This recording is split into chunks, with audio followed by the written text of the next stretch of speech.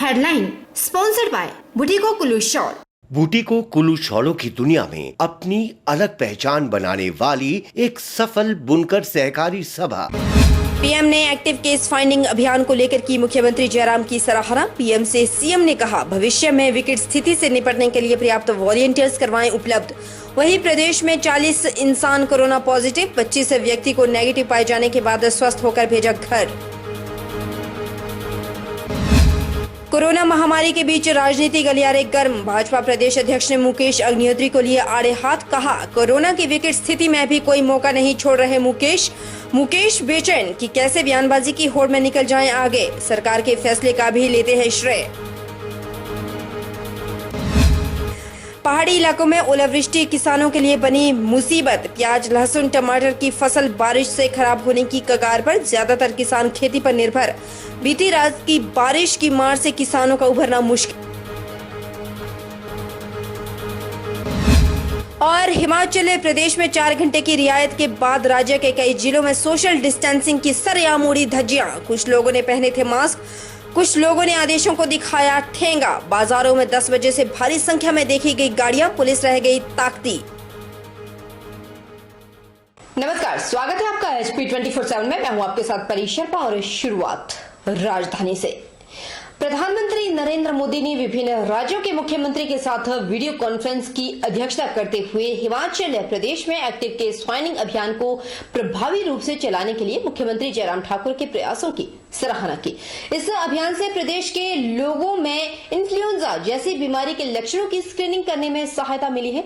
उन्होंने सभी राज्यों को कोरोना वायरस महामारी से लड़ने के लिए हिमाचल प्रदेश की इस पहल का अनुसरण करने का आग्रह किया। प्रधानमंत्री ने मुख्यमंत्री को उनके संबंधित राज्यों के लोगों को आरोग्य सेतु ऐप डाउनलोड करने के लिए प्रेरित करने को कहा, जिससे कोरोना वायरस संक्रमित व्यक्ति को चिन्हित करने में सहायता मिलेगी। मुख्यमंत्री जयराम ठाकुर ने प्रधानमंत्री से भविष्य में उत्पन्न होने वाली विकट परिस्थिति से निपटने के लिए पर्याप्त वॉलंटियर्स उपलब्ध करवाने का भी आग्रह किया। उन्होंने कहा कि प्रदेश की फार्मास्यूटिकल इकाइयों में निर्माण शुरू हो गया है और देश और विश्व को आपूर्ति की जा रही है। मामले में जो ज्यादातर वो जो है वो बॉर्डर एरिया जो हिमाचल प्रदेश के जो हैं, जिसमें हरियाणा, पंजाब का जो बॉर्डर ज्यादा लगता है, उस एरिया से ज्यादा वहां ज्यादा मामले निकले। और हिमाचल प्रदेश में 12 जिले हैं। 12 जिलों में से मैं इस बात को जरूर कहना चाहूंगा कि अभी 6 जिलों में एक भी मामला जो है हमारे पास कोरोना वायरस का पॉजिटिव नहीं आया है। ये हमारे लिए बड़ी संतोष की भी बात है। और ऐसी परिस्थिति में जहां हिमाचल प्रदेश में हम आने वाले समय में जो हमने तैयारी की है, मैं तो सबसे पहले तो मैं आभार व्यक्त करना चाहता हूं आदरणीय प्रधानमंत्री जी का, केंद्र सरकार का, कि जो भी संभव सहायता हमको आपने उपलब्ध कराई है, उसके लिए मैं हिमाचल प्रदेश की जनता की तरफ से आपका आभार व्यक्त करता हूं। कोरोना जैसी वैश्विक महामारी से पूरा विश्व जूझ रहा है और हिमाचल की अगर हम बात करें तो यहाँ राजनीतिक गलियारे काफी गर्म हो रहे हैं। मुकेश अग्निहोत्री के बयान पर आज प्रतिक्रिया व्यक्त करते हुए भाजपा प्रदेश अध्यक्ष डॉक्टर राजीव बिंदल ने कहा कि मुकेश अग्निहोत्री अपनी राजनीति चमकाने के लिए कोरोना की विकट स्थिति में कोई भी मौका नहीं छोड़ रहे। प्रदेश की जयराम ठाकुर सरकार हर मुद्दे के समाधान के लिए गंभीर है और समाधान कर रही है, लेकिन नेता प्रतिपक्ष सरकार द्वारा किए गए सभी कार्य को अपनी उपलब्धि दर्ज करवाने में लगे हुए हैं। विधानसभा स्थगित किया तो वे कहते हैं कि मेरे कहने पर हुआ। कर्फ्यू एक्सटेंड हुआ तो उसका भी श्रेय अपने नाम लेते हैं। अब बच्चों को कोटा से लाया गया तो उसका श्रेय भी बटोरने में लगे हैं। आज चंडीगढ़ से लगातार लोग आने लग गए हैं, उसका यश भी लेने की तैयारी हो रही है। कल तक मुकेश का इस पर बयान आने वाला है। उन्होंने कहा कि मुकेश बेचैन है कि कैसे बयानबाजी की होड़ में आगे निकल जाए और उनके ऊपर कोई जिम्मेवारी भी तो नहीं है, वे कुछ भी कह सकते हैं। श्री मुकेश अग्निहोत्री जी और कोरोना के नाम के ऊपर अपनी राजनीति चमकाने का कोई अवसर जाने नहीं दे रहे। कोई भी वक्त होता है, सरकार कोई अच्छा काम करती है तो उन्हें लगता है कि मुझे इसका श्रेय लेना चाहिए। कोटा से बच्चे सरकार लेकर के आई, जयराम ठाकुर जी लेकर के आए तो वो कहते हैं कि मेरे कहने पर हो गया। उद्योग धंधे खुले और मनरेगा का काम शुरू हुआ तो वो कहते कि हमारे कहने के ऊपर हो गया। पीडब्ल्यूडी का काम शुरू हुआ, जल शक्ति का काम शुरू हुआ, बिजली का काम शुरू हुआ, तो वो कहते हैं हमारे कहने पर शुरू हो गया। चंडीगढ़ से बच्चे आ गए, बाकी जगहों से बच्चे आ गए, तो उनको लगता है कि इसका श्रेय भी हमको बटोर लेना चाहिए। और अगले 1, 2, 3 दिन के अंदर दिल्ली से, बाकी जगहों से और हिमाचल की बाउंड्री पर लोग पहुंचने वाले हैं। भारी मात्रा में परमिशंस दी गई हैं। तो देखिए आप 1-2 दिन के अंदर बयान आने वाला होगा, हमने कहा था इसलिए ऐसा हो गया। वास्तव में कहीं ना कहीं कुंठा दिखाई देती है और कांग्रेस के बाकी नेता भी इस चीज को लेके काफी खफा दिखाई देते हैं कि कोरोना के ऊपर राजनीति नहीं होनी चाहिए। कोरोना महामारी कोविड-19 के कारण पूरे देश में लॉकडाउन लागू है। हिमाचल प्रदेश सरकार ने भी एहतियात के तौर पर पूरे प्रदेश में कर्फ्यू लागू रखा है, जिसके चलते प्रदेश में सरकारी और निजी सभी शिक्षण संस्थान बंद किए गए। उन्होंने कहा कि प्रदेश सरकार को प्रदेश में निजी स्कूलों को निर्देश देना चाहिए कि छात्रों से ली जाने वाली फीस माफ की जाए। प्रदेश सरकार यह सुनिश्चित करे कि कोई भी निजी स्कूल छात्रों से फीस न ले। दिल्ली इत्यादि राज्यों में भी सरकारों ने इस तरह का निर्णय लिया है, क्योंकि प्रदेश के अंतर्गत जितने भी निजी शिक्षण संस्थान हैं उन पर सरकार का प्रशासनिक नियंत्रण होता है। इसलिए प्रदेश के शिक्षा मंत्री महोदय का यह बयान सही नहीं है कि सरकार निजी शिक्षण संस्थान अपने स्तर पर फीस माफी का निर्णय ले। इससे पहले मंत्री ने अपने शिक्षण संस्थानों को फीस न लेने संबंधी बात कही थी। अब बाद में यह निर्णय क्यों बदल दिया गया, यह अपने आप में संदेह पैदा करने वाली बात है कि क्या यह निर्णय किसी के दबाव के कारण बदला गया है। आप सोच रहे होंगे कि यह बात आखिर कौन कह रहा है।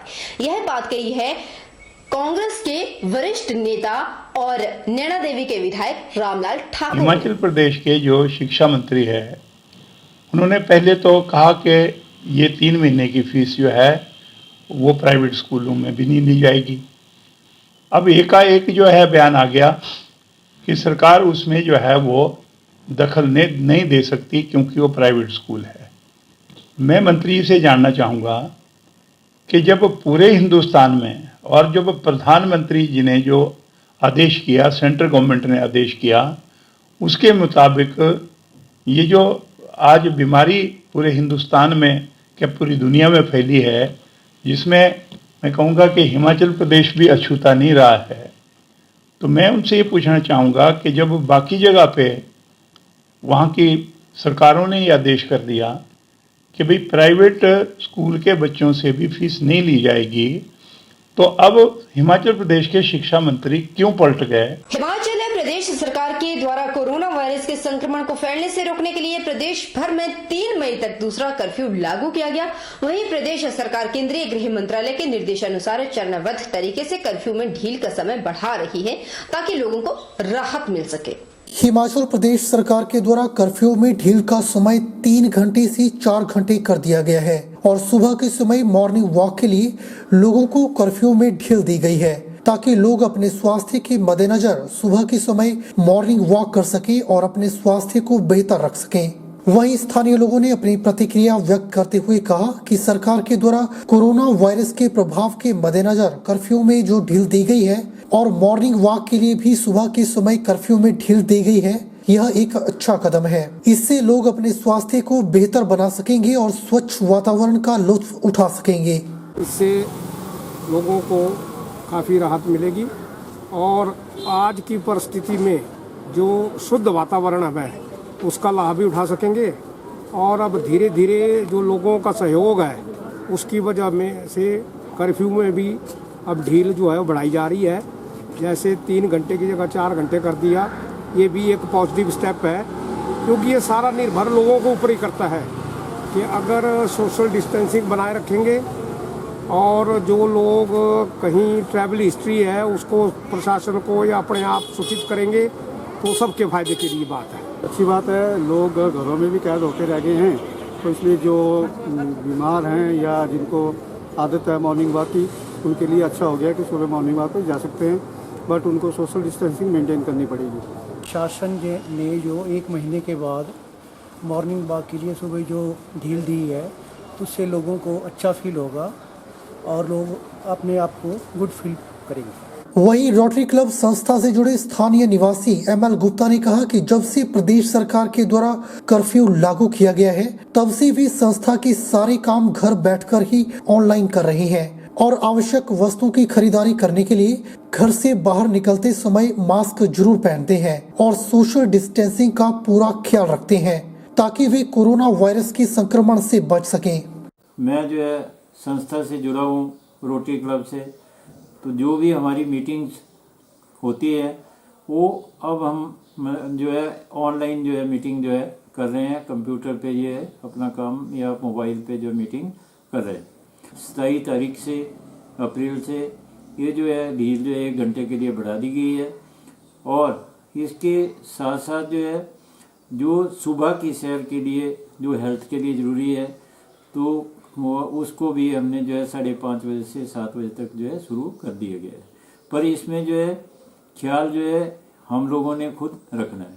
जैसे हमें जो है मास्क लगा के जाना है, मुंह को अपना ढक के जाना है और साथ में सोशल डिस्टेंसिंग का ख्याल रखना है।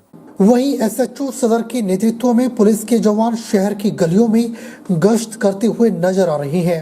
SHO सदर ने जानकारी देते हुए कहा कि कर्फ्यू के मद्देनजर जगह जगह पुलिस के जवान तैनात हैं, लेकिन फिर भी यह सुनिश्चित किया जा रहा है कि लोग खरीदारी करते समय मास्क पहने और आपस में 1 मीटर की दूरी अवश्य बना के रखें। फिर भी हम ये सुनिश्चित कर रहे हैं कि इस जितना भी रश है उसमें भी जो मेन चीज़ हम देख रहे हैं सोशल डिस्टेंसिंग। जो भी लोग बाहर निकले हैं या थोड़ी बहुत दुकानें कुछ खुली है जहाँ पर लोग परचेजिंग कर रहे हैं तो वहाँ पे सोशल डिस्टेंसिंग पूरी तरह मेंटेन हो जाए। पहले से काफ़ी लोग खुद भी अवेयर हुए हैं, सोशल डिस्टेंसिंग को खुद ही फॉलो कर रहे हैं लगभग सब जगह लोग। और जैसा कि हम बार बार अपील कर रहे हैं कि एक तो कम से कम लोग बाहर निकलें, बिना किसी काम के बाहर ना निकले। यदि निकल रहे हैं तो अपना काम करके तुरंत घर चले जाएं, सोशल डिस्टेंसिंग का पूरा पालन करें, मास्क जरूर पहनें।